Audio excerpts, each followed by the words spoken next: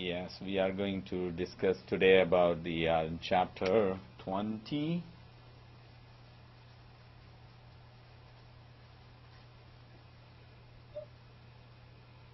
See chapter 20, and this is a dark reaction. Okay.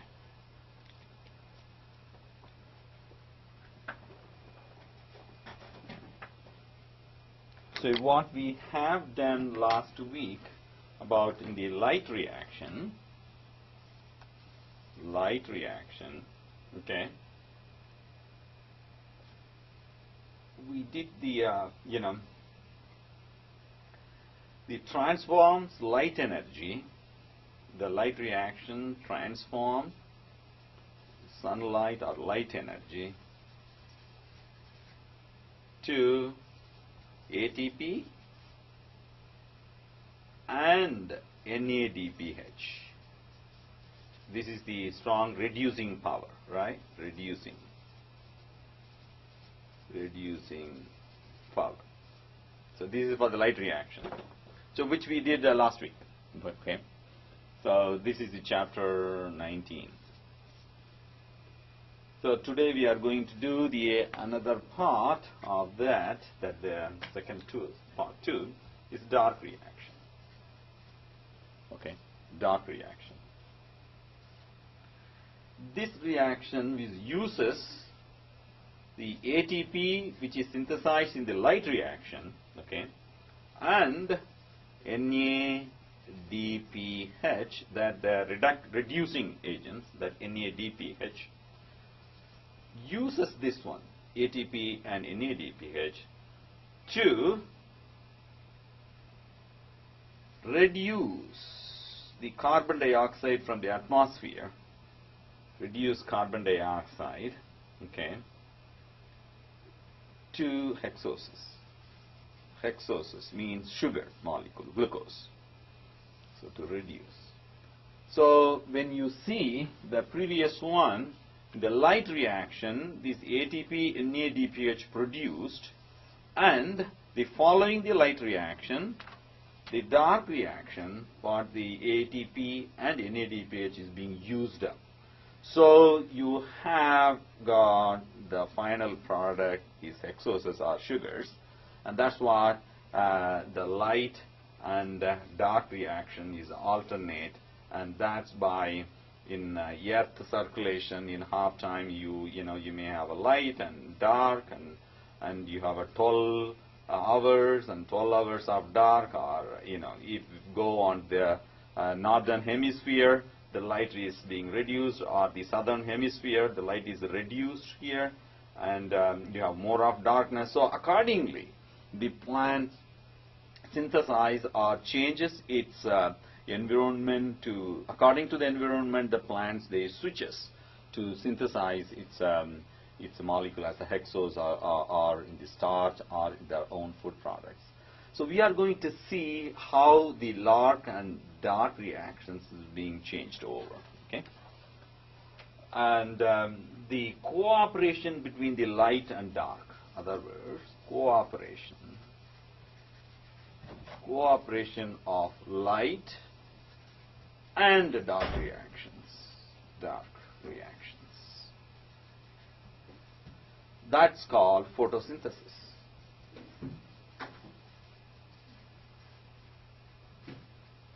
See the cooperation. So if the light reactions produce ATP and NADPH, and dark reaction uses it, and then it will act on again. So it's going on and on. So that's why the photosynthesis ultimately it produces the food. So now the next one is the part 1, the dark reaction. We are going to see today's lecture about the dark reaction is also called Calvin cycle. So we are going to see the Calvin cycle, the part 1 of our lecture, and then part 2 is we are going to see about the pentose pathway. Okay. So the Calvin cycle means is the name of the scientist. The scientist's name is Melvin, Calvin. Melvin, M-E-L-V-I-N, Melvin, and the second name is Calvin. So the second name is going along with his name, so the Calvin cycle. Just like the Krebs cycle for the TCA cycle, and here we are going to introduce in the dark reaction means you have to remember Calvin's name. Okay, and he's a biochemist, and he elucidated the pathway, and this pathway, no need for light. So the reaction for the cycle, there is no need for the light, so it's called second dark energy. I mean dark reactions. Okay. The second part of the lecture today, the first part is the Calvin cycle, and second part is we are going to study pentose pathway. The pentose pathway means, pento means 5, and pentose means 5 carbon sugar. Okay. Why we have to study? Because in the Calvin cycle we are going to encounter certain types of the 5 carbon sugars, and 5 carbon sugars are more value in biosynthesis of various intermediate steps, which we are going to see today. Okay. It also calls as hexose monophosphate. Okay. Hexose monophosphate, in otherwise is a HMP. Hexose monophosphate shunt, otherwise we call it, meaning the hexose means 6 carbon sugar, and from this the pentose 5 carbon sugars is coming up, and there is a circle which is going on. We call it as a HMP, shunt mechanism. S-H-U-N-T, shunting. Okay. So we are going to see first in the Calvin cycle. Okay. And the HMP shunt, I mean this pathway, okay, the HMP, hexose monophosphate shunt, they provide NADPH, okay, from glucose. So now you know the previous light reaction also produced NADPH, that will be used for Calvin cycle.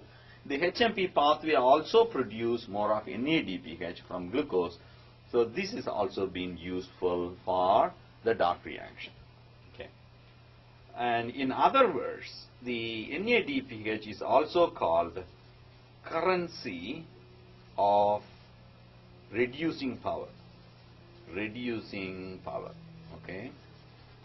What is the currency for energy, which we talked about, ATP molecule, that is currency of energy molecule we call it ATP. Okay. So the currency of reducing power, that is NADPH, that is also being produced from glucose. Okay, that's called the HMP pathway. We are going to see one by one. Okay. And you also know about NADH previously. NADH. Yeah. That means nicotinamide, adenine dihydrogen. But here, nicotinamide adenine dinucleotide, dihydrogen or dinucleotide, okay? Nucleotide. So in this, one hydrogen is being replaced into a phosphate group, one hydroxyl group in the ribose molecule in the adenine. The ribose molecule is replaced by phosphoryl group, so it is called, I'll write it separately, NADPH, meaning nicotinamide adenine dinucleotide phosphate. So a phosphate group is added at the second carbon, hydroxyl group, second carbon of hydroxyl. hydroxyl group. So that's a small change. NADPH and NADH, you should know what is the difference between NADH and NADPH. The name itself will show you a phosphate group, and the phosphate group is being added to it. So that's why here. Second carbon is the hydroxyl group. You know, the phosphate group is attached to the second carbon. So the next one, NADH, again a difference from NADH and NADPH. NADH is oxidized. If you remember the previous classes, is oxidized, right, in respiratory chain. Respiratory chain, okay. To synthesize to what? To synthesize ATP molecule. That's, you know, about the electron transport chain. NADH being used and an electron being transferred from NADH and FADH2 to oxidize. That's what, you know, to oxygen at the same time you get ATP is being synthesized. In the NADPH, the difference from NADH and NADPH serves as reductant. Serves as a reductant. REDU. Reductant means it supply hydrogen ion, hydrogen or proton, uses the reductant, and serve as a reductant for what? In the biosynthetic pathway. Okay, I'll write it separately here. In the biosynthesis, pathway. So if you see, the NADH is being used to oxidize the metabolite, is helped to in the electron transfer chains and synthesis ATP. But NADPH, the same, it acts like a reductant. What is the difference between NADH and NADPH? You have the phosphate molecule is added. So as soon as the phosphate molecule is being there, just in the NADH molecule, it works differently. That meaning it works as a reductant and uses to synthesis, biosynthesis of various molecules. For what? In the biosynthesis of the pathway, it can be used in the pentose pathway. Pentose pathway. The NADPH in the pentose pathway, pentose pathway also produces NADPH. Okay, NADPH. NADPH produced from pentose pathway as well. So NADPH, it will provide the sugar, the pentose. Pentose means the 5-carbon sugar. So it supplies the NADPH pathway. It provides the 5-carbon sugar to nucleic acids. That's for the DNA. Deoxyribonucleic acid, about it. Ribonucleic acid, deoxyribonucleic acid. That ribo, that compound, RNA, right? The ribo moiety, this is the sugar, ribose. This is a 5-carbon sugar. See, the pentose pathway that supplies that component of DNA, RNA, as well as, different molecules which is require the 5-carbon sugars, which we will see now. Other compound. I just put a short one, compound, COMPD compounds. So in total, so the HMP shunt or the pentose pathway, HMP shunt or the pentose pathway, both same name, but I'm just using both words. HMP shunt or pentose pathway are the same one. Okay, same pathway. Pentose pathway.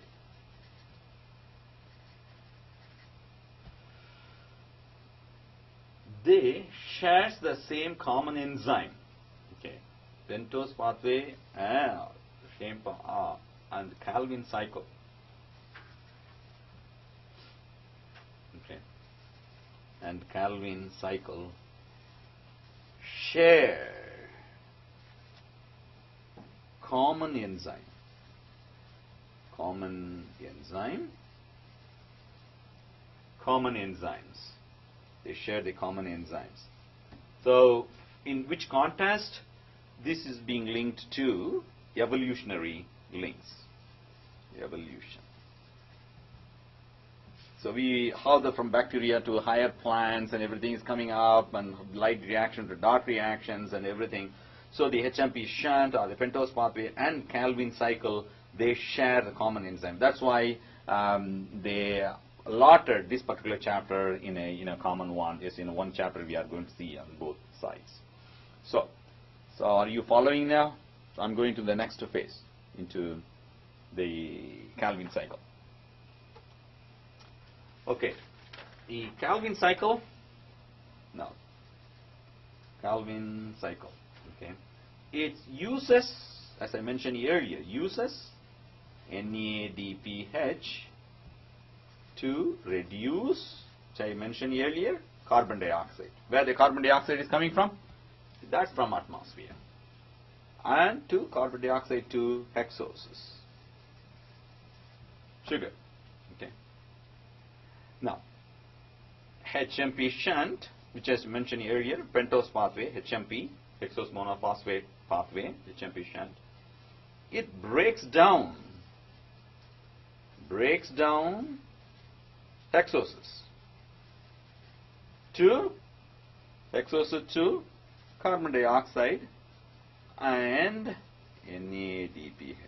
Could you see the contrast? I'm comparing and contrasting these two pathways, Calvin cycle or dark reaction cycle and hexose monophosphate or pentose phosphate pathway. One cycle uses the NADPH to reduce to hexoses. HMP pathway, another one, breaks down the hexoses, this opposite, breaks down the hexoses to carbon dioxide and NADPH. I'll write it in a different way, like a CO2, carbon dioxide, plus NADPH. Okay, and now if I write it here in one reaction, okay, forward reaction, hexoses. So it produces hexoses. Now, if I write on in a backward reaction, if the hexoses is breaking down here, okay, to provide carbon dioxide and NADPH, okay, and this pathway we call it as a pentose pathway or HMP, hexose monophosphate pathway, and this pathway CO2 NADPH is Calvin cycle. So if you follow the 2-1, this is a dark reaction, carbon dioxide from atmosphere and then NADPH from this leaf, and they fix it carbon dioxide to produce hexoses. At the same time, the hexoses breaking down back onto carbon dioxide and NADPH. So this is present in the Calvin cycle, especially only in plant. This is present only in the photosynthetic bacteria as well as the plant and bacteria and microbe. I put microbes or bacteria. But this one, pentose phosphate pathway here, HMP shunt, it is present in both animal, plant, and microbes as well.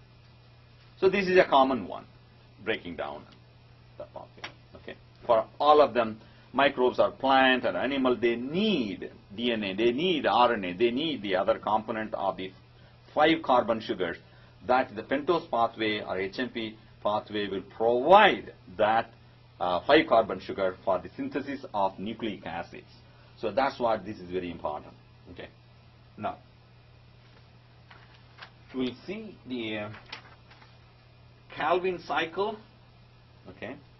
Now, let's go into the Calvin cycle or the dark reaction. Calvin cycle introduces,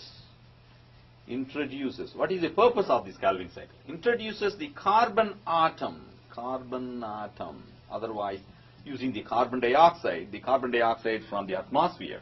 So the atmosphere, carbon dioxide, but Calvin cycle uses the carbon atom as a fuel,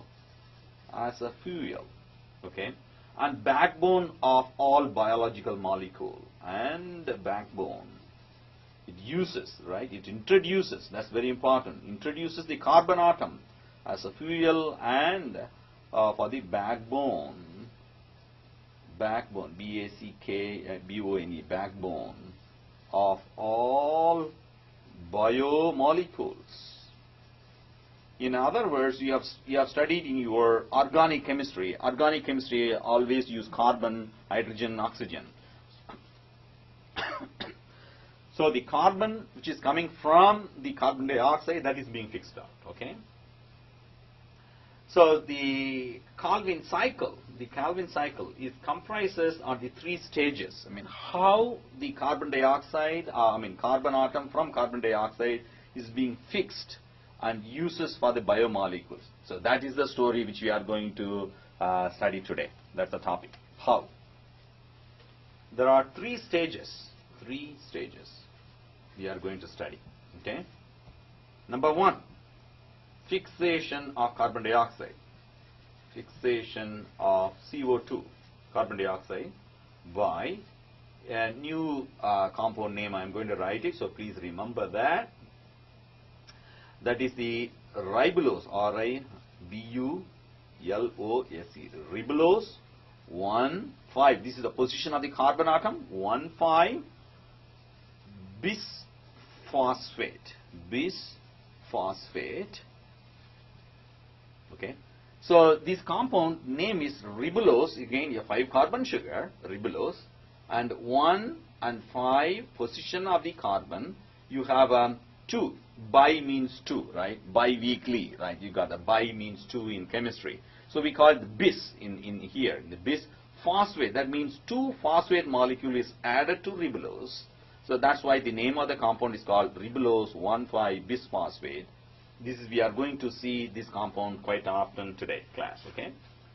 And to form, after this, to form, see, fixation of carbon dioxide by this particular ribulose 1,5 bisphosphate, and then this will be converted to 2 molecules, TWO2 molecules, 2 molecules of 3-phosphoglycerate. I'm going to write it here. 3-phosphoglycerate. So this is a continuous process, like I'm just writing it here. So that's the number 1. Okay. Here, if you see the fixation of carbon dioxide by ribulose 1,5 bisphosphate to form 2 molecules of 3-phosphoglycerate. This is the first stage in Calvin cycle. Okay, stage 1. Now I'm going to write stage 2. Right, number 2. Okay, reduction means adding of hydrogen ion. Reduction of the 3-phosphoglycerate. I write it in a short form, the 3-phosphoglycerate. 3-phosphoglycerate. I write it like that. The reduction of 3-phosphoglycerate to form hexoses. Hexose or sugar. So second stage is the reduction of phosphoglycerate to hexose or sugar. This is the second stage in the Calvin cycle. Now I'm going to write the third stage, stage number 3. Okay, the regeneration of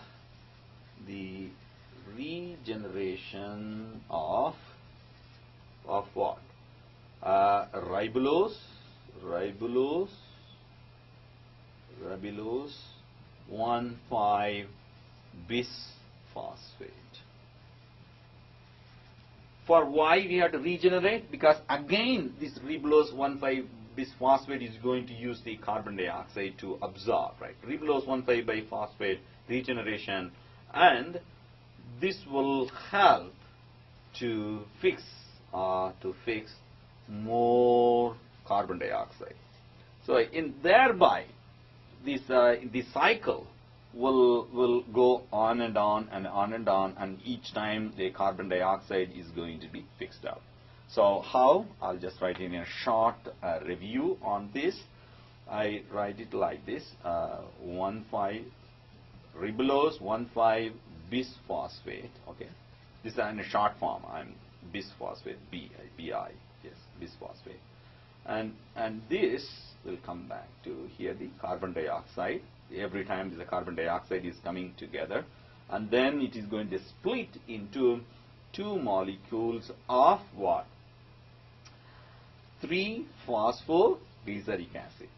And this one, again, the second stage, this is the stage 1, and then it will produce this, okay, 3 molecules of, the 2 molecules of phosphoglycerate, and then from this, you get glucose molecules that's being produced here, reduction of this to form glucose or hexoses, okay. And at the same time, when you do this glucose molecule, it will also be produced over here, again coming up back on regeneration of that. So every time when another molecule of carbon dioxide will come, and then it will go through this pathway and then coming back, and another molecule is coming up. So like this is a continuous process, and we are going to split out what in each stage, how the carbon dioxide is being binding together, and what type of mechanism, what enzymes, and then how that enzyme is being regulated. All of them we are going to see in Calvin cycle. So if you understand the stage 1 and stage 2 and stage 3, if you understand this, then it is simpler when we go further into the Calvin cycle. Okay. Now the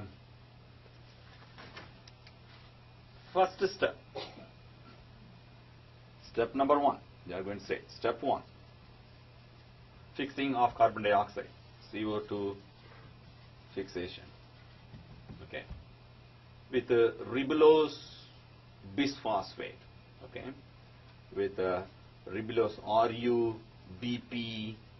RuBpO4. I put ribulose bisphosphate, I call it as RuBpO4, okay, and during this carbon dioxide fixation, it undergoes, when the carbon dioxide combined together, it forms enediol. Okay, this is an intermediate. En means a double bond, and also you have a diol. There are 2 hydroxy group added to this compound, and this is a highly unstable compound. Highly unstable. Enediol, unstable. And when it formed to form unstable to form a 6 carbon unit. 6 carbon sugar. See, the ribulose, as I mentioned before, this is a 5 carbon, and the 1 carbon from carbon dioxide plus 1 carbon. So total it's going to be a 6 carbon unit of sugar, but this is quite unstable. So what this unstable will do, the sugar, it will immediately hydrolyzes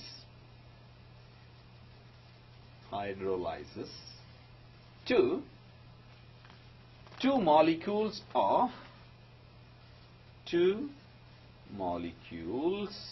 of 3 carbon sugar, 3 carbon compound, that is 3 carbon compound, that is 3 means third position, 3-phosphoglycerate. Okay, I explained this one here. What is the 3 carbon glycerate? When you see the structure of glycerol, CH2OH, and then CH2OH. So this is called glycerol. 1, 2, 3. First carbon, second carbon, third carbon. So it is a 3 carbon unit of glycerol. Okay. Here's one of them, which is going by glyceric acid, glycerate, right? So it is going to be, one of them is going to as a altogether COO here, COO minus. This is going on that, and then the third position of this glycerate, but it is going to be a phosphate group is added to it, and this is called the 1, 2, 3 phosphoglyceric acid or glycerate. And this compound, which is the two compounds, will be formed from the unstable compound here. This is the unstable compound. How the unstable compound is coming out? It's coming from ribulose phosphate. This is quite stable.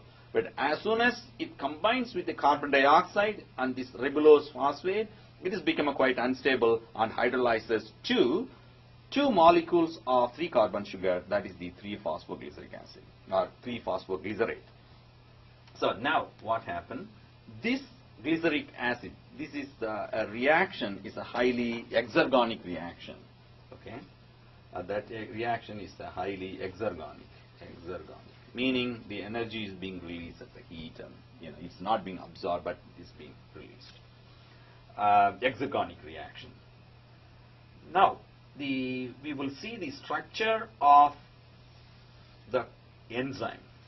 Okay, structure of the enzyme that will fix the carbon dioxide. So this enzyme, okay, we call it as a ribulose carboxylase enzyme. In other words, RUBISCO, like a Rubisco, like a Costco, it is called Rubisco, we call it. So the enzyme called ribulose 1,5-bisphosphate carboxylase. Actually, this mechanism, ribulose 1,5-bisphosphate carboxylase, this is very important in plant biology because it does a lot of magic of fixing the carbon dioxide. So in my opinion, if you have this ribulose 1,5-bisphosphate in future, in applying to your dress materials or anything, or the enzyme reactions in a way, you can fix the carbon dioxide which is present in the atmospheric air and then convert to the next reaction. One of them produce of oxygen, so you can breathe the oxygen and then you can carbon dioxide. So it's something like a mobile plant unit, you can have it. That is my own theory. Okay, so don't quote anything. It's not existing, but it's one of the theory which is possible. So you can wear a shirt or your garment when you go into the sunlight using that, and it will produce it, fix the carbon dioxide and releases oxygen. So you will breathe easy instead of oxygen is going out. But we will see that how that will happen in a natural environment, and then coming to our imaginary shirt. Okay. So ribulose 1,5-bisphosphate carboxylase enzyme.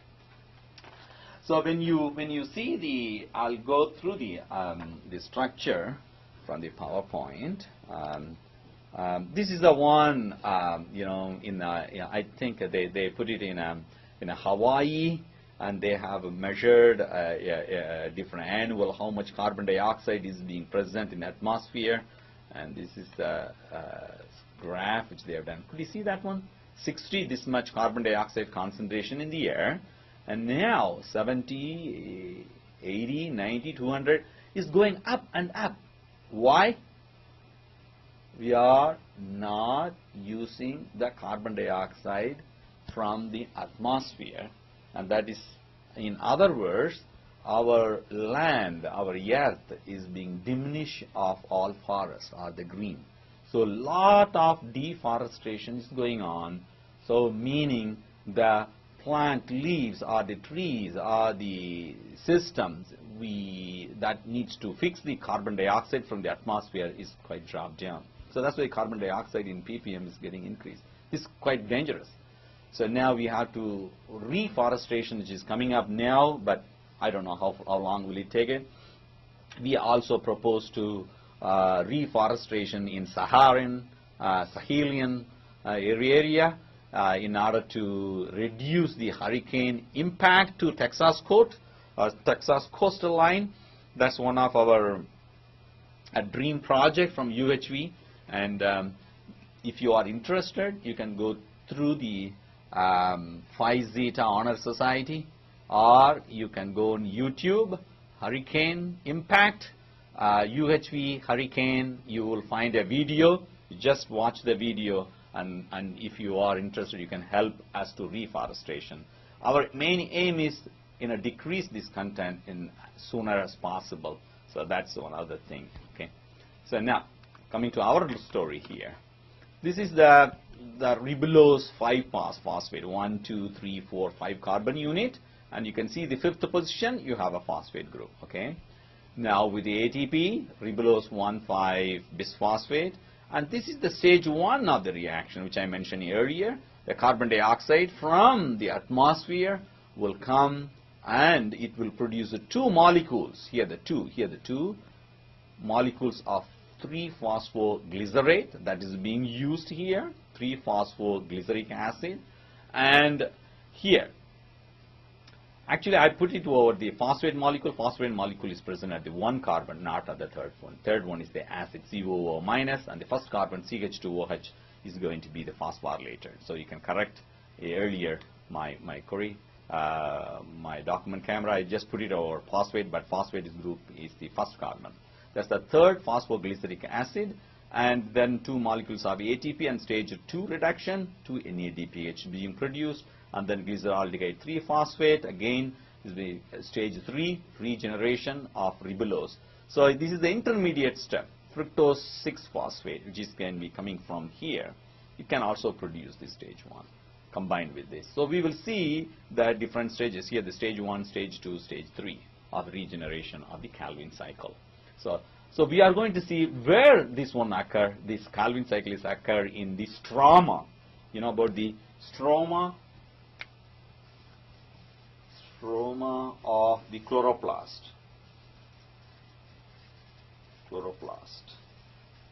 Okay. So could you see that one in your overhead projector? Yes?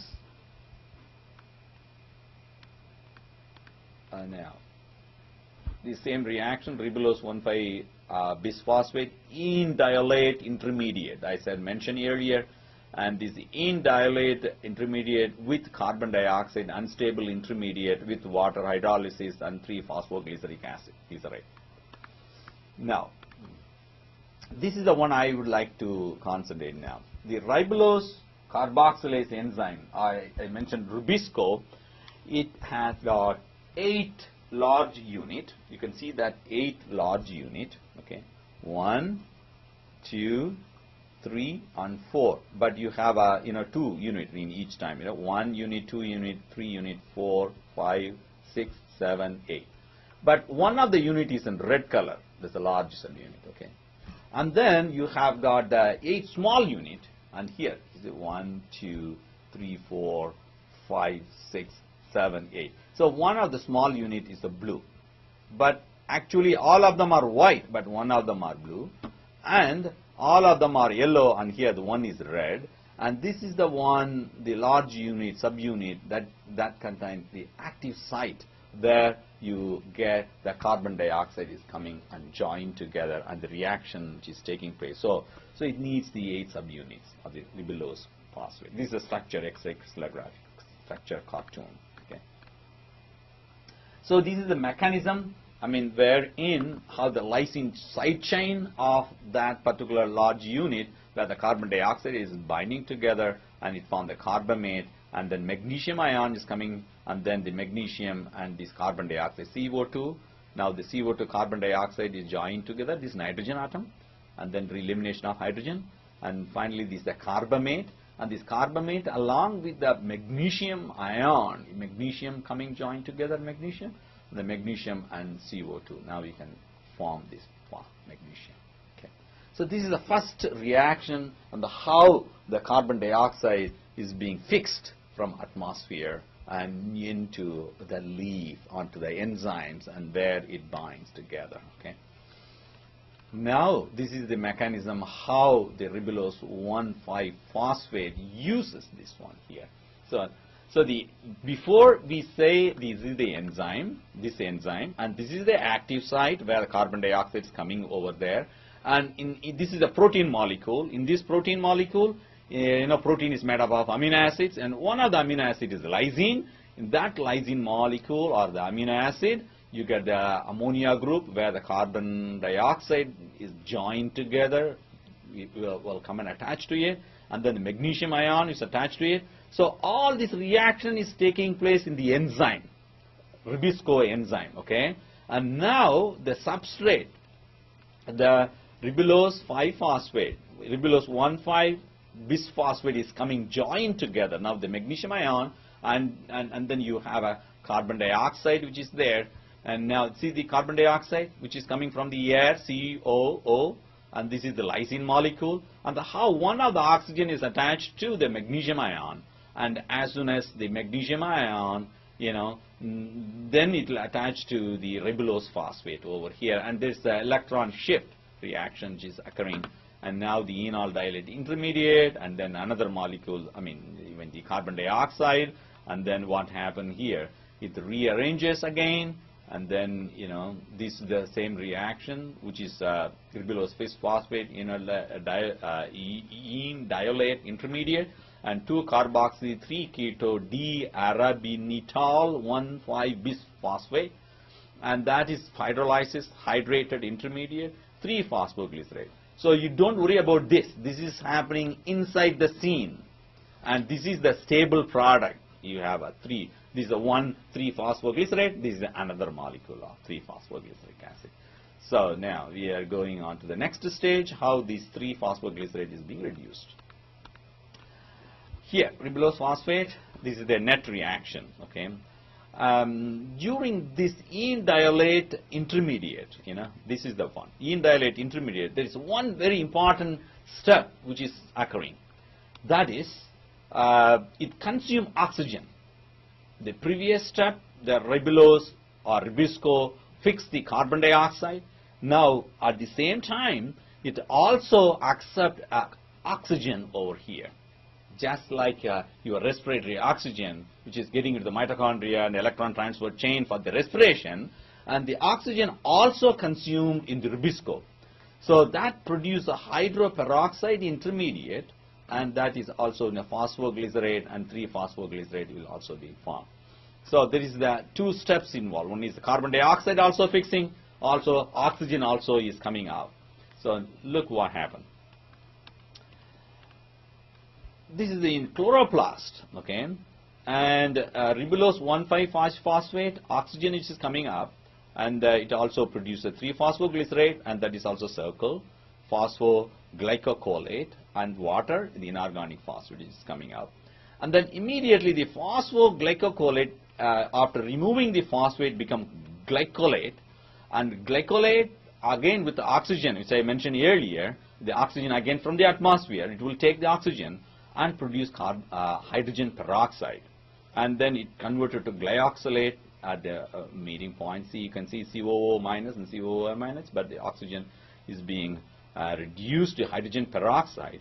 With ammonia, it forms glycine, and the glycine which is going on to the ammonia, and the carbon dioxide is eliminated in the mitochondria, and also it produces the serine. And if your 2 molecules of serine will also produce, will get out of mitochondria to synthesize glucose, but it can also get into the glutamate and the glutamine synthesis with the ATP.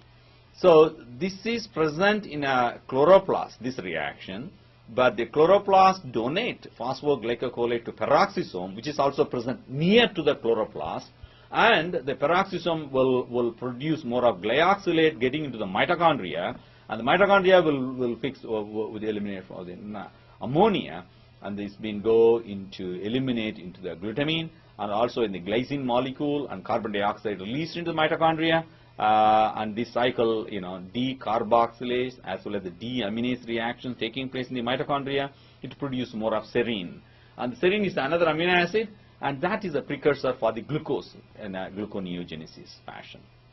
So in a way, once a year, one oxygen is consumed in a chloroplast, and also peroxisome also, with the oxygen is consumed, meaning the carbon dioxide and the oxygen both consumed during the phase of the Calvin cycle in a part of the synthesis of glyoxylate.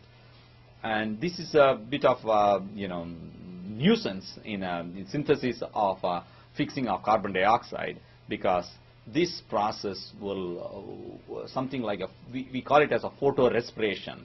Okay, I'll go through now in a document camera.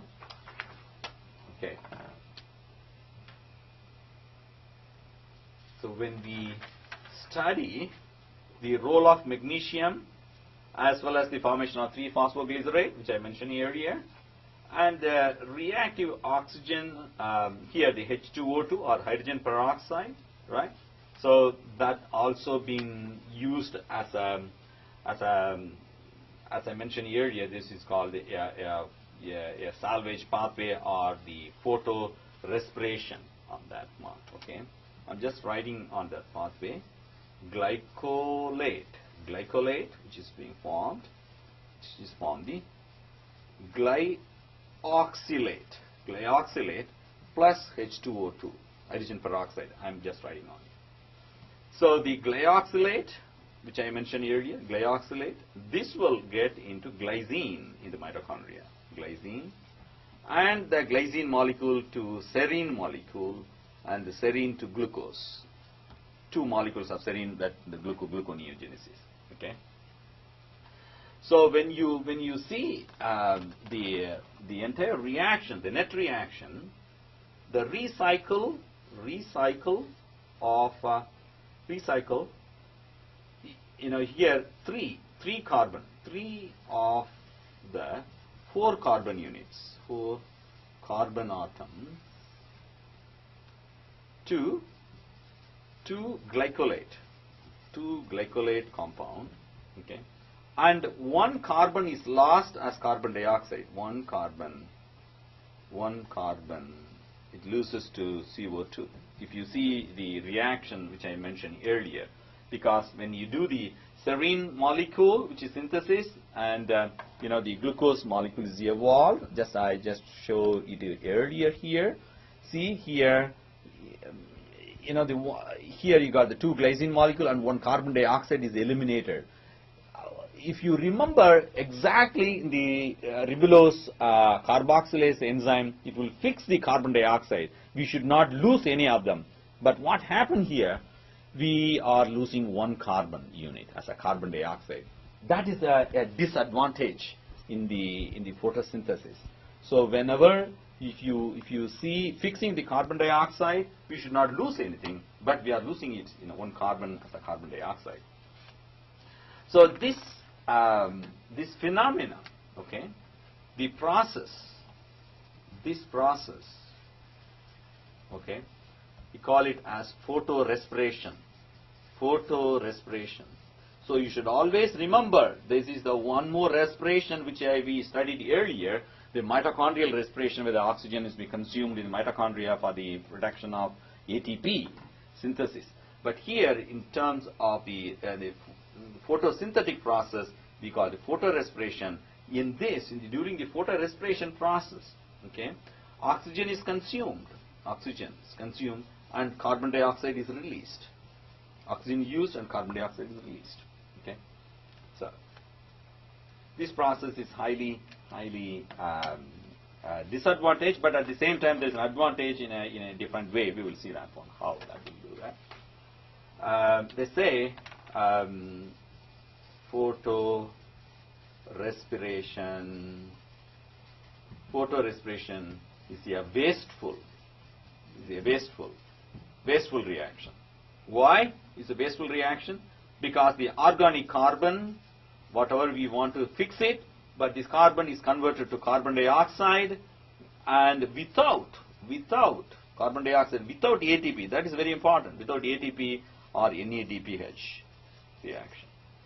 In the mitochondrial respiration, where the NADH is being reduced, oxidized into electron transport chain, where that will produce the ATP, more ATP. But in the photorespiration, the carbon is wasteful, because carbon is converted to carbon dioxide, but there is no ATP synthesis, there is no energy currency which is being synthesized, or no energy reduction currency. Both currencies losing, so that's why we call it wasteful. So if you've been asked any questions, why do we call as a photorespiration is a wasteful process, your answer is the carbon is converted to carbon dioxide during the photorespiration without the synthesis of ATP or NADPH. That is your correct answer. Okay. So what happened here in the photorespiration, we lose 25% of carbon fixation. carbon fixation. Ideally, we started with the 4 carbon unit to be fixed, but we are losing 25% of carbon. That's the 1 carbon is lost. Okay. And the evolution process, the enhanced, now we will we'll see evolution process, that is enhance the Rubisco, that means the carboxylase enzyme activity. Okay. So it enhances the 8-fold in plant, than in bacteria. I'll write it in a separate way, right here. Rubisco, the carboxylase enzyme activity, this carboxylase enzyme activity is increased in plants. How many times? Here the 8-fold increase than bacteria. So the evolutionary or photosynthetic bacteria, they think how the evolution occurred. Okay, this bacteria accumulate, and then they've been modified, and then the activity is being more in a higher plant. It's being increased. The efficiency of the Rubisco is being 8-fold. Activity is being increased. So that's what the evolutionists they are thinking, and they are put forth certain theory on that. So you just keep in mind the evolutionary process. The Rubisco is being used to argue from the plant is derived from a bacteria. Okay. Now, the value of photorespiration is a disadvantage. Okay. How to avoid photorespiration? Then you can fix more carbon dioxide, more CO2. So that is a theory. A lot of experiments is going on, but none of them are satisfactory, and we have to expect for the future. What is future holds for the photorespiration? How to avoid photorespiration, or how to remove photorespiration, how to inhibit photorespiration, and thereby we can fix more carbon dioxide and reduce our global warming. So that is the question in future. And now the hexose phosphate, the HMP pathway, they are made from the phosphoglycerate. Okay, phosphoglycerate and ribulose 1,5 bisphosphate. Okay. So this is again, I'll just walk you through onto your PowerPoint, and if you just follow through. And this is the cartoon. This is the electron micrograph. How the chloroplast, which is attached to a peroxisome, the peroxisome where the oxygen catalyzes, the hydrogen peroxide, just being used the photorespiration. So it has been very near to it. Okay. This is the chloroplast in an electron micrograph. Okay, and then hexose monophosphate pool. How the phosphoglycerate. This is the one which I would like to discuss now. 3-phosphoglycerate, two molecule of 3-phosphoglycerate with the ATP. You form 1,3 bisphosphoglycerate, and that will, with NADPH utilization, it will go on glyceraldehyde 3-phosphate and dihydroxyacetone phosphate. You have the 2 molecules. One molecule will go like this, and it will alternate, isomerize to here. So you have 2 molecules of either glyceraldehyde phosphate or dihydroxyacetone phosphate, 2 molecules, either one of them. And they will produce 2,3 carbon sugar to more 1,6 carbon sugar. That is on fructose 1,6 bisphosphate. And then the removal of phosphate, you get a fructose 6-phosphate, glucose 6-phosphate, and glucose 6-phosphate to glucose 1-phosphate. And this is the way it is a reversible reaction up to this. And this is the reversible reaction, which is going one forward, and from here on, it is become a reversible reaction. And this is the hexose monophosphate pool. Why it is called hexose monophosphate? Hexose means 6 and 6 carbon sugar. Monophosphate means here you have a one phosphate. There's only one phosphate molecule attached to it, and but the position is being changed, first carbon to sixth carbon, and then here the fructose molecule is another isomer of here the glucose into the fructose 6-phosphate. And here you have it's not a monophosphate, but here you have a diphosphate or bisphosphate. So you have this is the broken line will give you hexose monophosphate pole in this one. Okay. Let us go on to the next one. How this one formation of 5-carbon sugar it will be formed. This is the mechanism, which is the trans ketolase. Okay, and this is the ketose and the aldose carbon. I don't know whether you remember in the ketone C double bond O we call is the keto group, and then this is being CH, this hydrogen is attached to it, the aldehyde group. CH C double bond O is an aldehyde group. So when a ketose and the aldose combine together to form, they form a trans ketolose. You have a aldose and ketose. You can have aldose 2 carbon and then 2 carbon of the ketose. Could you see here? This carbon, C double bond O, become here ketose, CH2. So this group is being totally changed into the position. So this is called trans ketolase reaction. So this is very important in the hexose monophosphate. Okay, trans ketolase.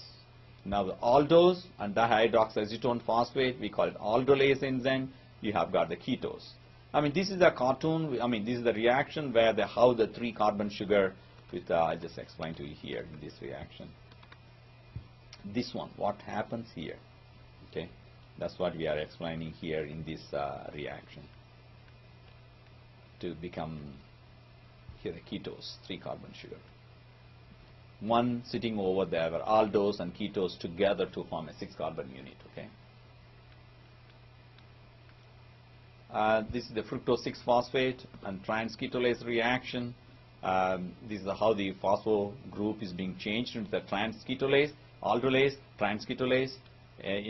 So if you have a 6-carbon unit, 3-carbon unit, total 9 carbon. Okay, and here 4-carbon unit of erythrose and 5-carbon unit. So here the 4 plus 5, 9 carbon.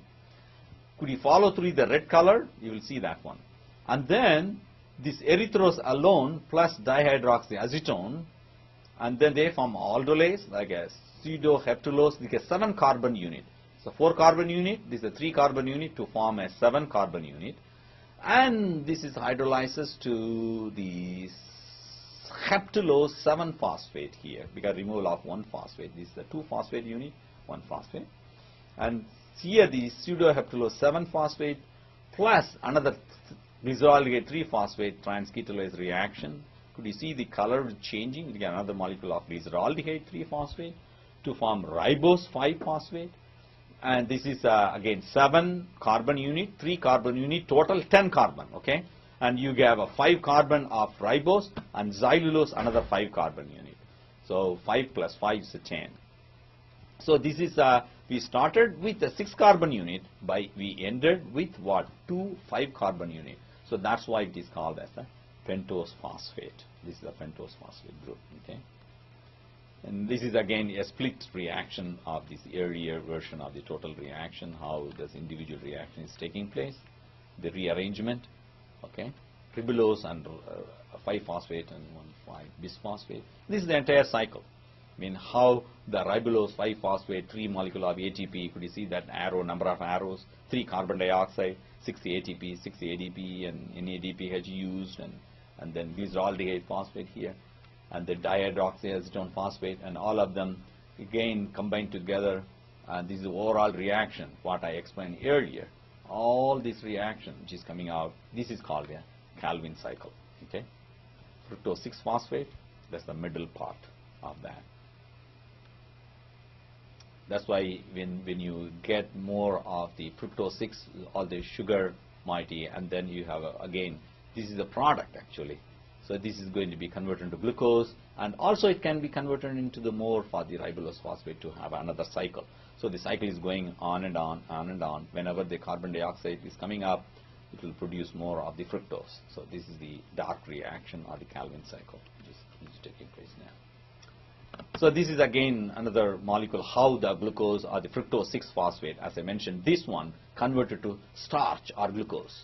Okay, these steps, UDP glucose, this is UDP and glucose molecule, and they are combined together, how it will produce a sucrose molecule. This is the one fructose molecule which is synthesized, and now this is a glucose molecule which is again combined together to form the sucrose. This is an enzyme, sucrose 6-phosphate synthase enzyme, and UDP and the glucose and fructose added together, sucrose. Now you have made a sucrose, a sweet is being made for the plant. Or starch, if you have more of addition of this, you have more of starch. So now we can see the dark and light reactions that, there is intermediary steps that's on ferredoxin and NADP, and this is stroma. All of them what? This yellow color molecule is the chloroplast, and this thylakoid membrane where the hydrogen ion comes. Okay. So when you do the dark reaction, this is on the light reaction, what happened? The proton which is shifting over there, magnesium is going out. Look at this. NADPH here and magnesium ion here, and ferredoxin is being reduced over here. So that, and the hydrogen is moving inside the thylakoid membrane. So this is the alternate, what happened in the dark reaction and what happened in the light reaction. This is for the chapter 19, and this is what happened in the chapter 20. Okay. Now these are the enzymes regulated by thioredoxin, because we have to mention about the how the the electron transport which is occurring. Okay, fructose 1,6-bisphosphatase, and these are the pathway. Whatever we have seen earlier reactions, you have got this one, carbon fixation, Calvin cycle, gluconeogenesis, Calvin cycle, pentose phosphate pathway, lignin synthesis. This is the one wood synthesis. Phenylalanine ammonia lyase, this is a very important enzyme. Lignin is wood, whatever the furniture and all the hard particle on the plant and trees, this is the lignin. Lignin is a hard part. That is the synthesis pathway here. And phosphorybullose kinase, that's also Calvin cycle. And NADP plus malate dehydrogenase, this is a C4 pathway, which I'm going to discuss in the next, after a break. I'll give you a break, 10 minutes, come back, and we will see what is the C4 pathway and C3 pathway, what is sugar cane and sugar, juice, and everything which is being important on this. Okay? Any questions? Any questions from Victoria? Are you following or not following? It's very simple stuff, but if you understand quite a bit of the reactions, then much more easier to understand. Do you follow? No? Yes. Okay. Yes. So coming to our the next part of this lecture, I want to discuss about the enzymes regulated by thioredoxin. Okay, thioredoxin. I didn't get that. Thioredoxin.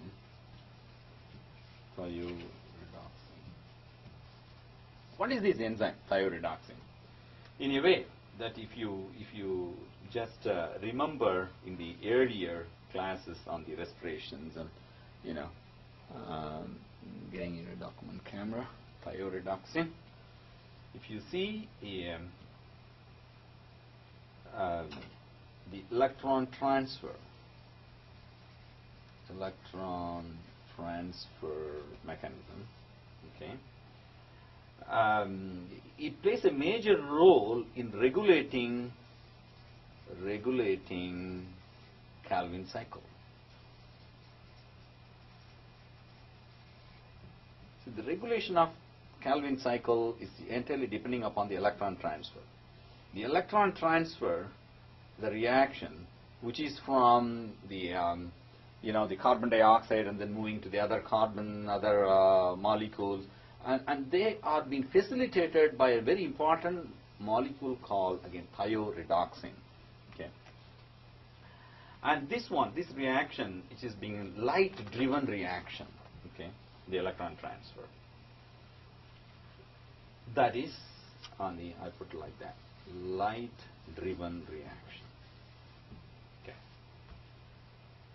from where H2O, water molecule, to ferredoxin, okay, to FeRREDOXIN,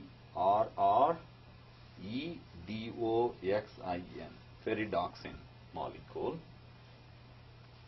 and to electrons are transferred from water to ferredoxin, and then ferredoxin to NADP molecule or NADPH to synthesize that.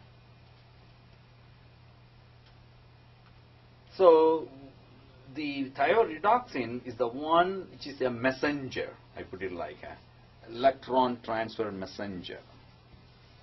Okay, it's a messenger molecule, in other words, and it conveys this thioredoxin molecule. What is the messenger will do? Conveys the information. Convey the information to what? To biosynthetic enzymes. Biosynthetic enzymes. Biosynthetic enzymes. Meaning how the molecule which sends the light, okay, sends light, and the reaction with water molecule is split into two, and from the oxygen, and I mean how they are fixing. So these are, we are just writing an equation or observing the reactions and measuring the products, that's fine. But how one molecule speaks to another molecule, there must be a language, okay, and that should be intermediate, that should be carried out.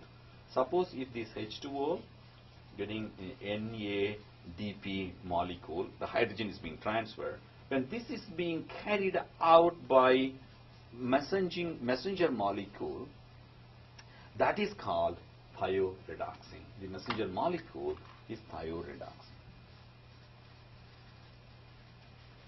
So thioredoxin means, thio means sulfur atom, and reduce means with the hydrogen and the ox. So oxidation and reduction and presence of the sulfur. So this is an alternative step. So it's been done, as I mentioned earlier, it is being done by disulfide group. Disulfide group in a chemistry, in a chemical language. And this disulfide group is alternative with the SH or the hydryl group, SH. So what will happen? The SH will become S, and then S become an SH with addition.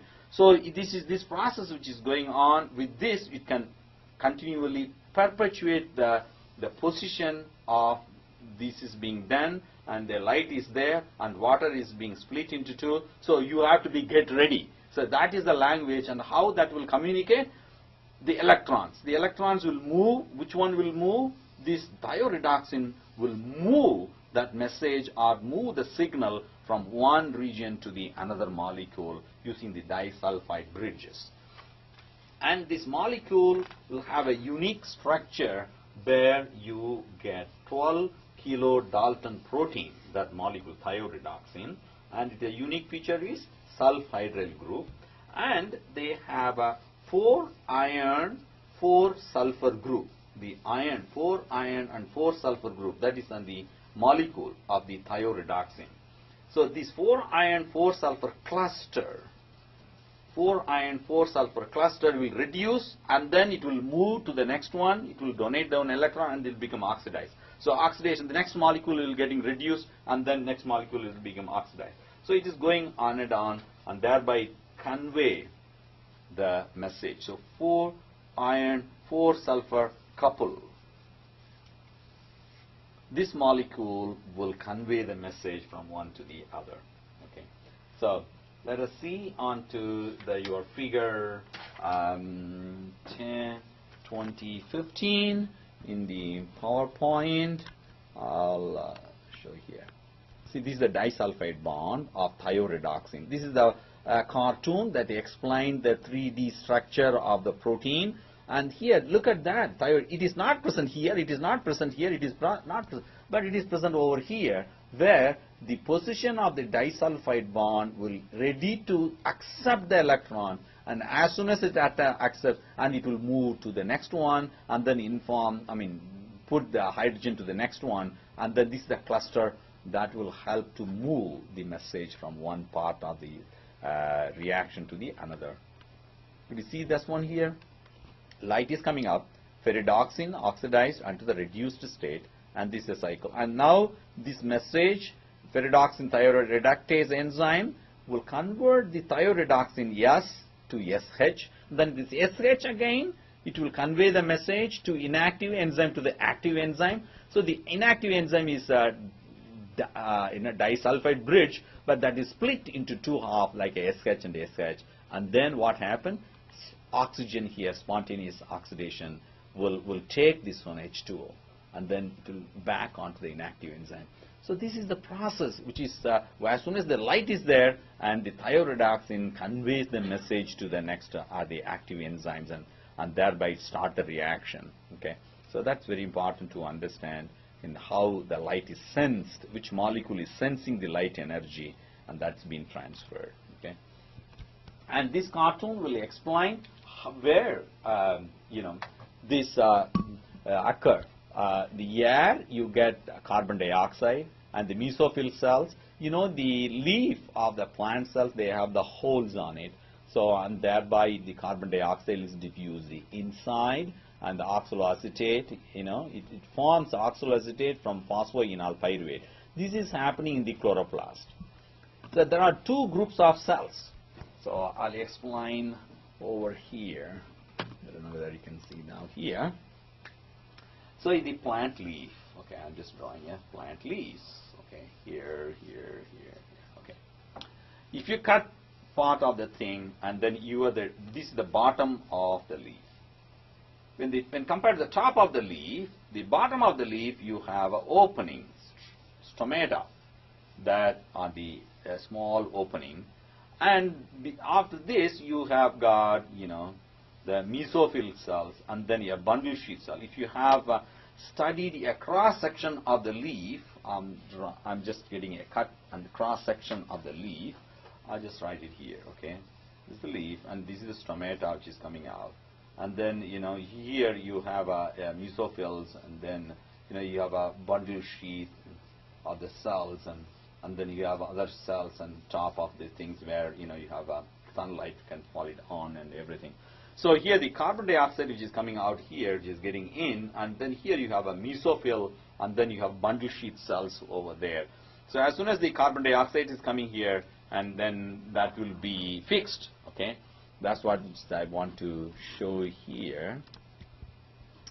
Carbon dioxide getting in, and in the chloroplast, you have phosphoenol pyruvate will capture the carbon dioxide into oxaloacetate to convert it to change it into the malate, and then malate is getting next cell, that bundle sheath cell, into the leaf, and there the malate will eliminate carbon dioxide to download here, and where the Calvin cycle is going on and on. And then when we remove the carbon dioxide into the Calvin cycle, the malate become a pyruvate, and the pyruvate enter into the mesophyll cell, and then with the ATP molecule and the AMP, and it will convert to phosphoenol pyruvate, and this phosphoenol pyruvate is ready to capture another molecule of carbon dioxide, and this shuttle which is going on. So this is the oxalate and malate shuttle. So it is going on, and every time you have a carbon dioxide is fixed from this. And this one is a Calvin cycle which is operating, which is a 3 stages process, which just now we have seen on that part. Okay, this is happening inside the leaf cells, in the tissues. Okay. Now let us see how this will help onto the next phase of our discussion today. You can see this one here, RE cells. I mean, this is the one where the stomata which is being closed, and this is open. You see that underneath the leaf. This is a small stomata opening. Okay, here the guard cell, and this guard cell will sense the temperature and light. For example, the plants which is in a very hot environment, and more of temperature, higher in temperature, or more in the summertime, like in Texas. This is quite of which is closing that, or in some of the arid plant where this is closing in the daylight, and then in the carbon dioxide which is kept inside, that's converted into the vacuoles and stored in a vacuole, and then it is being converted into the dark and delivered. In the night time it will open, so because to preserve. So this is something like adaptation, the sensory stromal guard cells that will open and close. This is a closed structure and this is the open structure underneath the leaf cells. So depending upon the environment, it will play a major role, the sensitivity of the sensory region.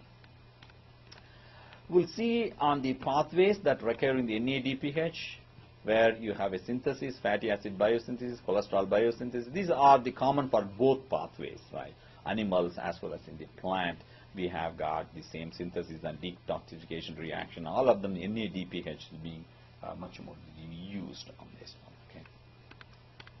And these are the entire pathway of this oxidative phase on the glucose 6-phosphate. This is the pentose phosphate again, however the common pathway is present for both of oxidative and the non-oxidative phosphate. We'll come back to that later. Just let me go through on the C4 pathway. That is very important, which I explained to you earlier. C4 pathway. Okay. The tropical plants accelerate the photosynthesis. Tropical plants, if you know tropical plants, okay. They accelerate photosynthesis. Why?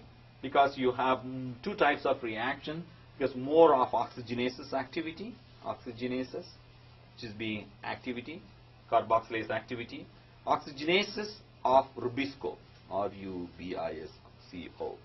The ribulose by carboxylase enzyme will have a carbon dioxide fixing reaction as well as oxygenase reaction.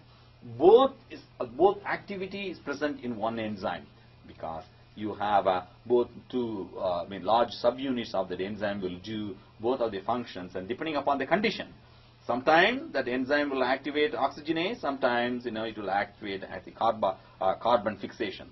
So this is alternate, and that is being highly regulated. Okay, let us see. And that is a biochemical challenge, because of the two different reactions present in one enzyme. That is the challenge. One is the fixing the carbon dioxide, another one is acting on oxygen. Both present in one. That is a challenge, biochemical challenge. Okay, and especially on the tropical plant, this is a highly challengeable one. Why? Because the oxygenases activity, the enzyme activities increases. Oxygenases increases in tropics, when the temperature increases. When temperature increases in the tropics, you get oxygenase activities also increases. Then what happened? Then the carboxylase activity.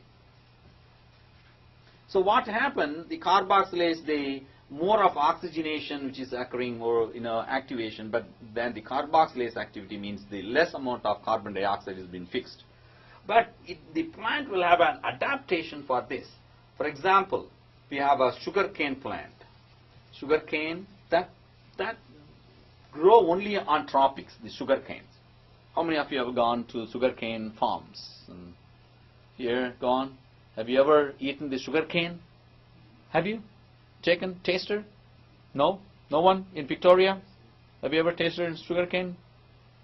Cinco? No? Never? Yes. Yes, it's me. Yes. Oh, yes. Okay. If you don't, I can give you some sugarcane. It is growing in my yard. Okay. They are growing in sugarland. I've seen no one's growing sugarcane. And previously in the sugarcane, this entire farm is a sugarland. Is full of sugarcane farms. And at the time they were in Stafford, they got hired slaves over there. And they were growing all these New Orleans and all the things. And now it's being Even now you can see some of the houses over there in the olden days on that. Now they're demolished and then now it's coming up, but there is no sugar. So I want to bring that one. So I want to grow some of the sugarcane in our university campus, but I couldn't be able to get it successfully. But at my home it is good. So I tasted last week, it is good. So if you want, I can provide sugarcane. Okay. In that plant, in sugarcane, which is a tropic, I mean, if you have more of oxygenation, oxygenase activity increases, then how on earth the carboxylase activity is going to act on the sugarcane? So the sugarcane, they act in a different way to preserve that carboxylase activity, okay, that grow in hot climate, sugarcane, okay, and it prevents the rate of wasteful photorespiration, which I mentioned earlier. Photorespiration is a disadvantage, right? So we don't want this one, but the sugarcane in the hot climate, it has been enhanced the photorespiration. But there is another pathway to reduce the photorespiration, to increase the carbon fixation, and that's what's happening in the sugarcane. And that pathway, we generally call it as a C4 pathway, and the C4 pathway is the conversion formation of oxaloacetate, and that is going to be malate. And malate too, you get the pyruvate, and the pyruvate to again back into oxaloacetate with the carbon dioxide, which I mentioned earlier, carbon fixation, and that is the C4 pathway, which I just explained in the PowerPoint a bit earlier here. Here. Is that one? Here. So yeah, carbon dioxide, oxaloacetate, here the phosphoenol pyruvate, carbon dioxide, oxaloacetate, malate, and malate to malate, and then pyruvate, and pyruvate to pyruvate here is coming out in ATP. So this process, which is capturing over there, we call it as a C3 plant into C4. The plant with the phosphoenol pyruvate and then the malate and coming the pyruvate. So the plant which is always keeping only on this, we call it a C3 plant with the 3 carbon sugar. But when the 4 carbon sugar oxaloacetate fixing together, and that is again the C4 plant, a group of plant. We will see which will dominate in a tropics. We have the plant that will go ahead with the C4 pathway. I'll explain in a different way now. Okay, into the C3 pathway where you have oxaloacetate and malate, and they carry from the mesophyll cells, and then which is the contact with the air, bundle sheath, and then it's a major site of the photosynthesis, and the pyruvate is being produced. Now the pathway, C4 pathway, where the carbon sugar, which is the oxaloacetate and malate are the 4 carbon sugar in that one, and the decarboxylation, which is occurring at the 4 carbon sugar, 4 carbon compound, not sugar, 4 carbon compound, okay, in a bundle sheath, and maintain the carbon dioxide, decarboxylation of 4 carbon compound to 3 carbon compound, okay, because the carbon dioxide is eliminated, okay. It's being downloaded, not eliminated, but it is being 4 carbon unit carbon compound to 3 carbon, and then this carbon dioxide has been used for CO2 is used for the Calvin cycle. Calvin, not eliminated. I'm sorry, Calvin cycle. It's used in Calvin cycle to fix it. So the 3 carbon unit returned to, then the rest of the 3 carbon unit is returned to mesophyll cell for another carbon dioxide cycle. That's what I explained to you, the phosphoenol pyruvate and pyruvate reaction. Okay, so that's on the C3. So when the C4 pathway and Calvin cycle together, and Calvin. Calvin cycle. They both together operation. What will happen? You have a 6 carbon dioxide plus 30 molecules of ATP with the 12 molecules of NADPH plus 24 molecules of water.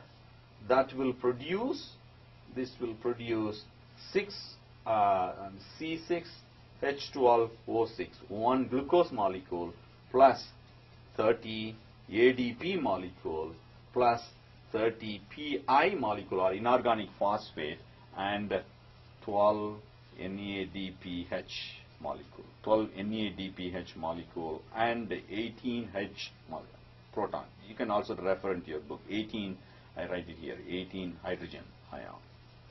So all of them, which is from the 6 carbon dioxide, 6 carbon units, you have a carbon 6 is being produced. That means 1 glucose you want to produce, you are spending the 30 ATP, and this is predominantly in C4 pathway in Calvin cycle. I'll just go through into the PowerPoint. I'll explain to you here. See, look at this one, ATP. Whenever this mesophyll cell fixing the carbon dioxide, you are spending more of this one, carbon dioxide. And this is the oxaloacetate malate, and malate is eliminated carbon dioxide, we're getting the Calvin cycle. In a C3, the Calvin cycle, directly the carbon dioxide, which is being converted to from pyruvate, phosphoenol pyruvate, and the 3-phosphoglycerate, only the C3 is unit. No oxaloacetate or malate. It is coming over here only on Calvin cycle. That is the C3 plant. But this is being more of an adaptation when the tropics, it's the tropical plant, how we can fix the carbon dioxide there. And this is more of a use, addition ATP is being used.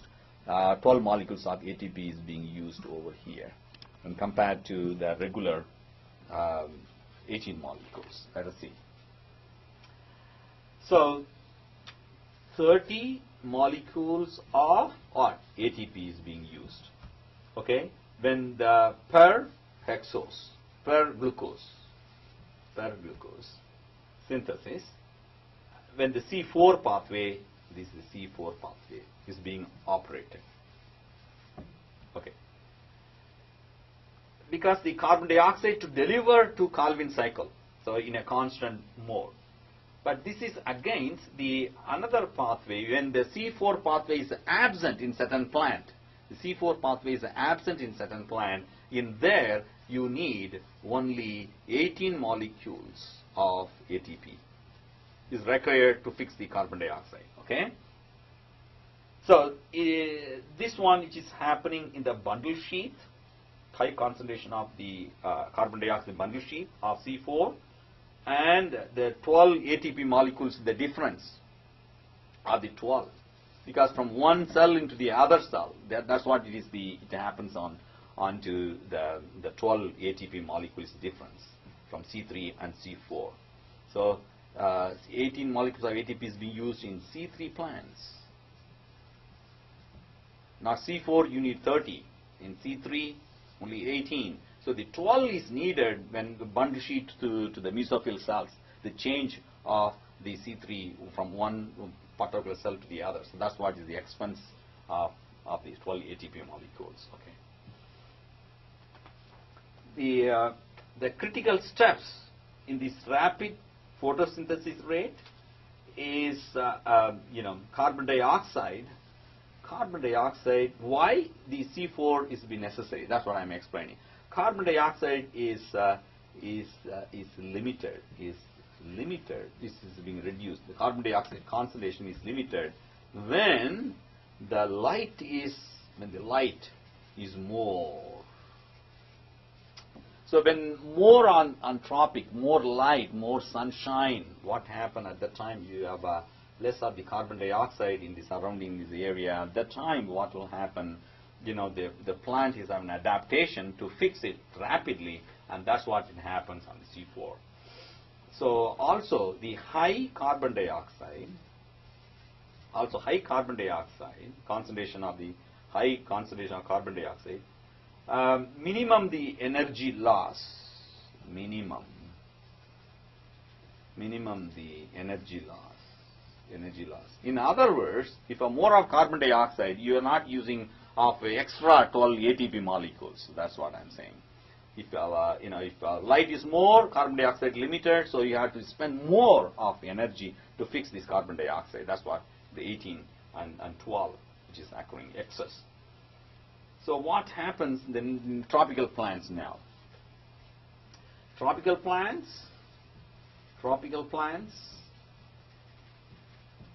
C4 pathway, okay, here do very little of photorespiration. So this is an advantage. Photorespiration is do little, very small, it's not being occurring. Tropical plants in C4 pathway do little photorespiration. This is a good advantage for them.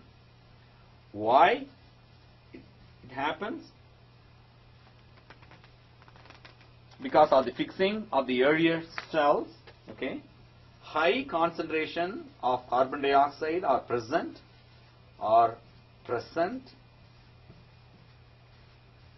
High carbon dioxide concentration, okay. Concentration of carbon dioxide is present in bundle sheath cells. Bundle sheath cells. This accelerate the carboxylase activity. Carboxylase. See, this is the adaptation again, carboxylase activity. So as I mentioned earlier, more of the photorespiration, the disadvantage, but less of photorespiration accelerate the carboxylase activity, and thereby it can fix the more of the carbon dioxide. But how you get the carbon dioxide in the bundle sheath? Because of the extra 18 molecules of ATP, or more energy is being spent to fix the carbon dioxide, and that is very valuable. At the same time, the respiration is being reduced in the C4 plants, and also that accelerate more of carboxylase activity, meaning it will fix more carbon dioxide. So what happened? The carboxylase, see, we are talking about one enzyme, that is RUB-BISCO, okay, RUDP carboxylase enzyme. Carboxylase, they have both activity, right? Carboxylase will be favored more than oxygenase. So oxygenase is become reduced, carboxylase activity is enhanced, so reduced amount of oxygen is being used. That means the photorespiration is reduced.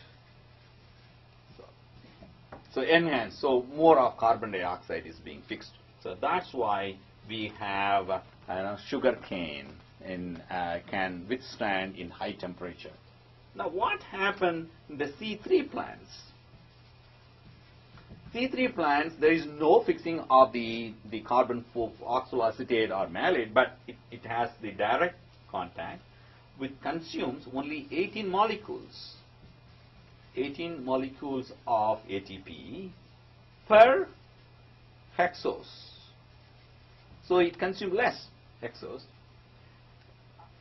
That is in the absence of, this is true in the absence of photorespiration.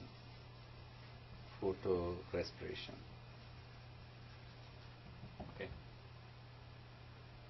And the C3 plant, which is in the absence of, when the photorespiration which is occurring now, because it consumes the oxygen, and then when I explained earlier about these highly disadvantageous, but the temperature, the C3 plants are predominantly not as a tropic plant, but they are in a temperate region plant, temperate regional plant, or the temperature is lower than 28 degrees centigrade, less temperature.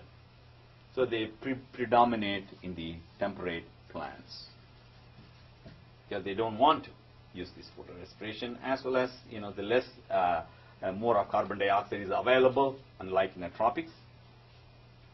And what is the mechanism of the C4 plants now?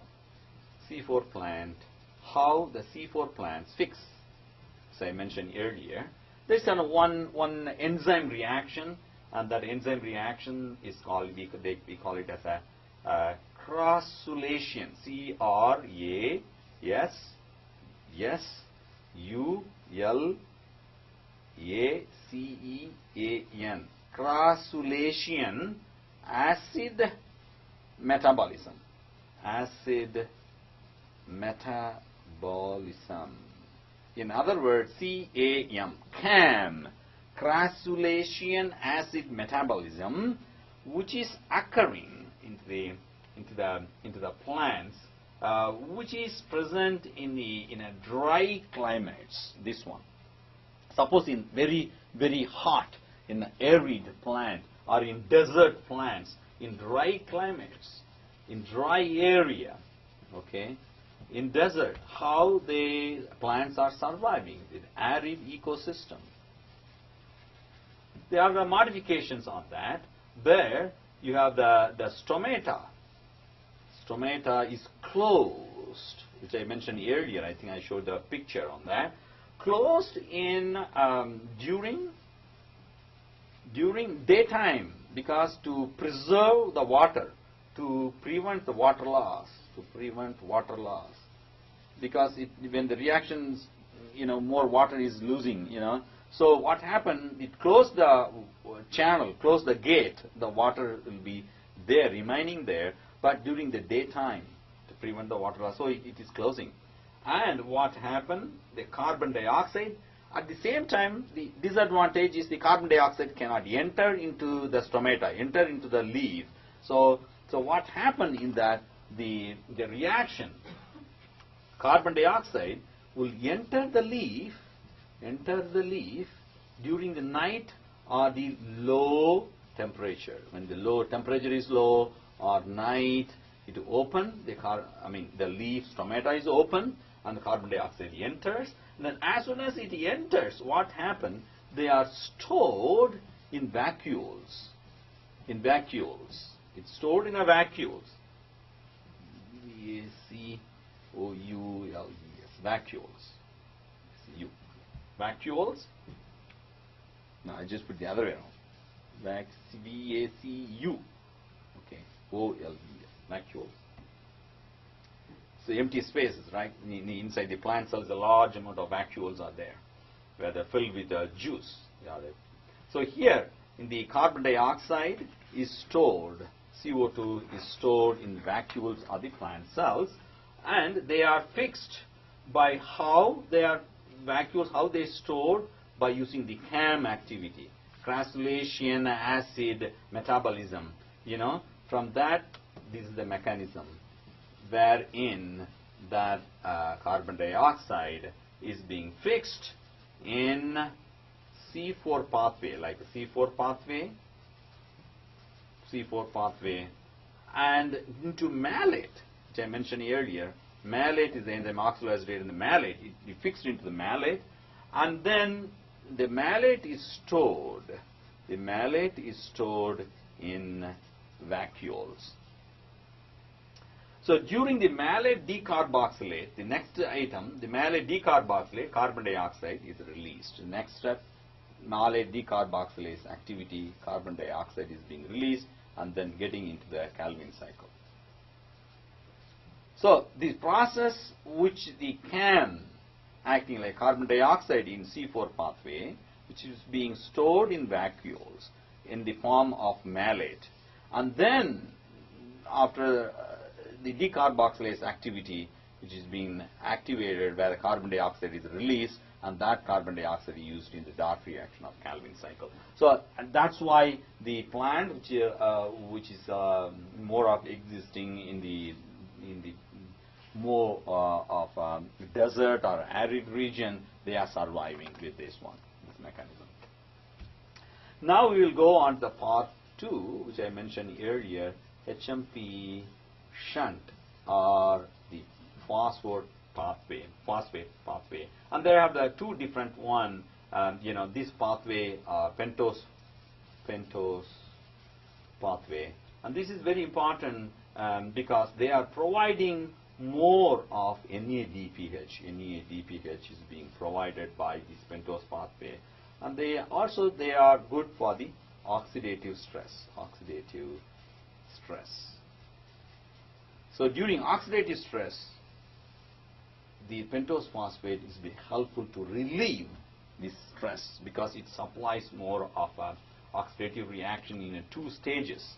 It will react in 2 stages on that one. Phase 1, 2 phases. First phase, oxidative generation of NADPH. Second stage, non-oxidative phase. And this non-oxidative phase, what they'll do, interconversion of sugar.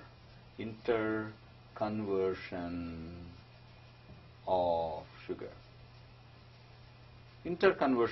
sugar. Meaning, 4 carbon sugar to 3 carbon, 3 to 7, 10, and those, all of them is coming on to the 5 carbon sugar.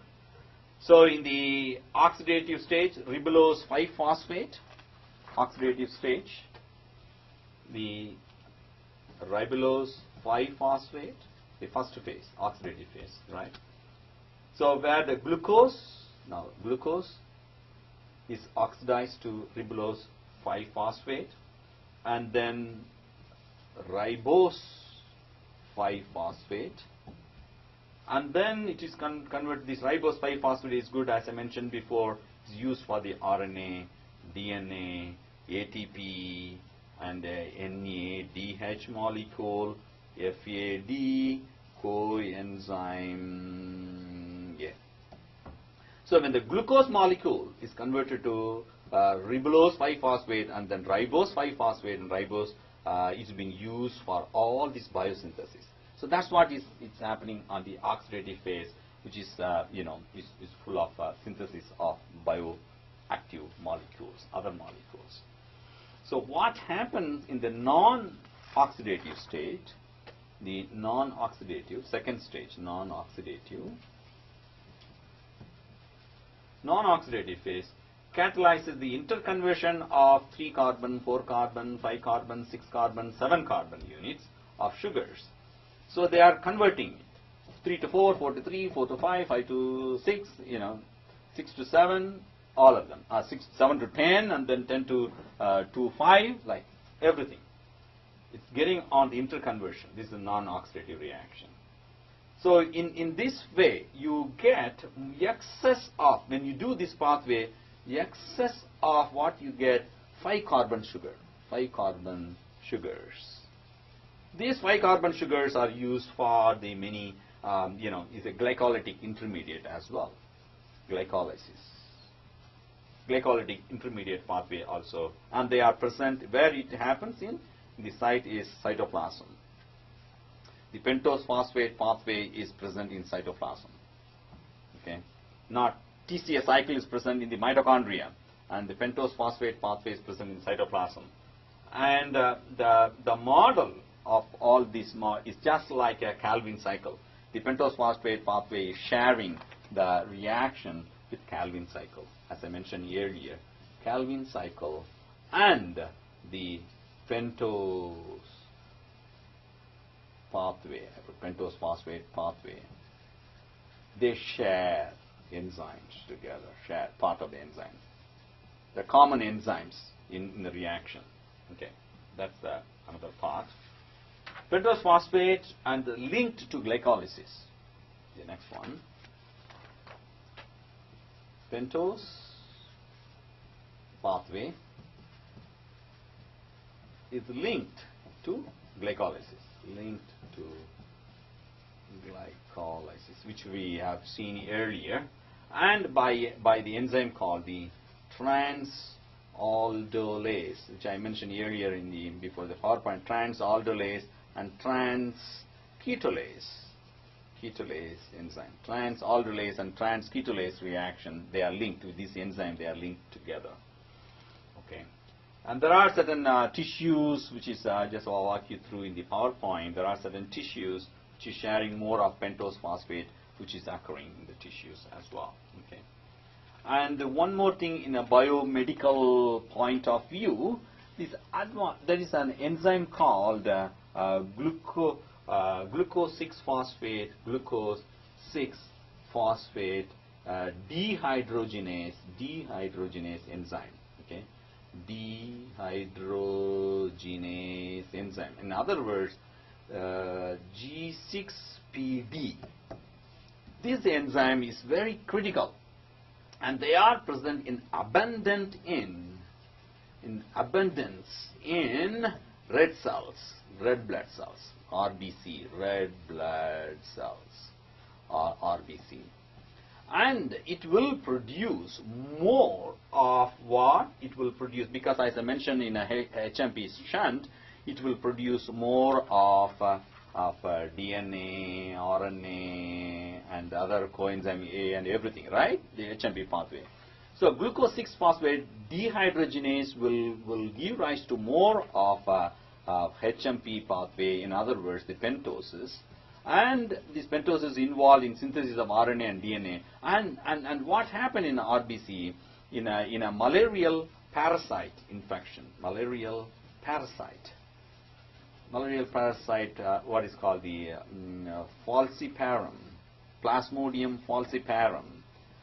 The parasite lives inside RBC and uses the component in all this DNA, nucleic acid, RNA, and the other protein, uses all the nucleic acid to propagate it. So it won't synthesize its own, but it uses whatever the G6PD, the product of this, and then it will use, and then it will grow on its own.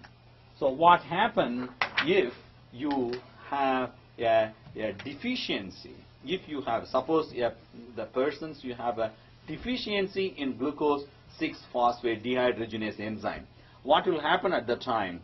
You will know synthesis of the DNA molecules, or the no ribose, or no pentose will be produced. So at that time, no pentose, no RNA, no DNA, no coenzyme A. What will happen? The parasite cannot survive, and parasite dies. So the glucose 6-phosphate dehydrogenase deficiency is an advantage for the population of African Americans, or Africans in a way. Africa, there is an inherent deficiency of glucose 6-phosphate dehydrogenase. These patients will not affected by malaria. That's the good news on that. So the people, they think they want to inhibit this enzyme in the RBC, but at the same time they also inhibit the other part. But it's present in the RBC mostly on the glucose 6-phosphate dehydrogenase enzyme. So the deficiency in African, or 11% of the American African which is living in America, they also suffer, they also have the deficiency. They have a good advantage. They cannot be infected by malarial parasite. The malarial parasite cannot survive inside their body. So that's the bottom line. Okay. Do you have any questions? The mechanism for this particular malarial parasite, as I mentioned earlier, the parasite needs glutathione reduced level, GCHR, the reduced glutathione. Reduced glutathione.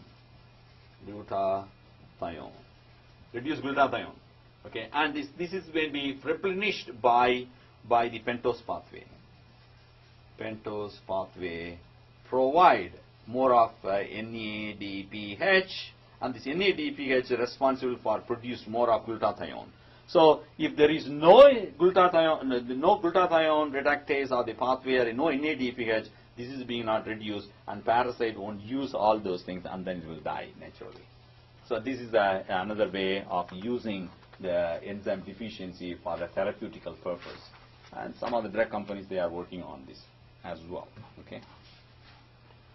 Do you have any question so far?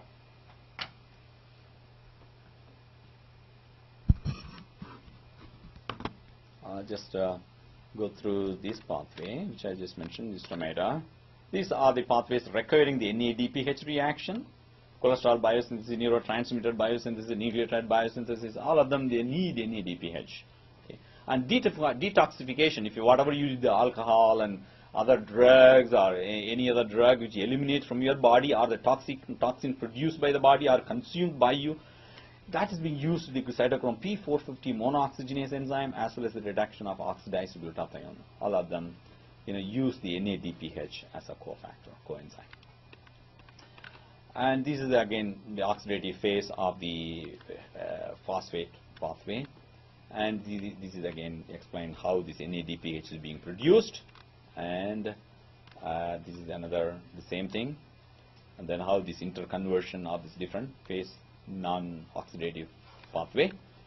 And these are the individual reactions which you have to study. And here we go.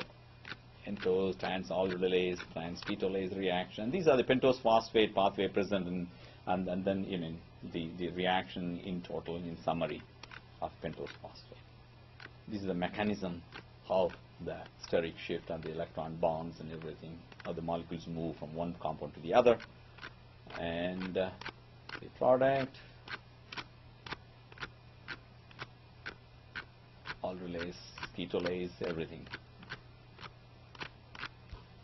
This is the overall pathway. Ribose, how the ribose phosphate is produced, mod 1, mod 2, or the pyruvate, the entire reaction which I mentioned earlier. The common pathway between Calvin cycle and the pentose phosphate pathway. These are the tissues with the active pentose phosphate pathways are there. Adrenal gland, more of pentose pathway. Liver, more of pentose. Testis, more of pentose pathway, because you need to have more synthesis of meiotic cell division which is occurring. And adipose tissue is more, and fatty acid synthesis is there. And the ovary, again, you are also getting the more of the function as the steroid synthesis in the pathway. Mammary gland and fatty acid synthesis, and the RBC, maintenance and reduced glutathione. So that's why we call it a glucose 6-phosphate dehydrogenase deficiency in the American genetic disease there. And these are the glutamate, how this glutathione is reduced mechanism. And you can see the plants on that part. Here the RBC, where you can see the molecules have been reduced. You can see that. And this is the photosynthetic activity of micromolar assimilation and the leaf temperature, and how the environment play a major role in the C3 and C4 plant, and how the carbon dioxide fixing this graph, intracellular carbon dioxide. That's the end of this story. Okay. Do you have any question so far?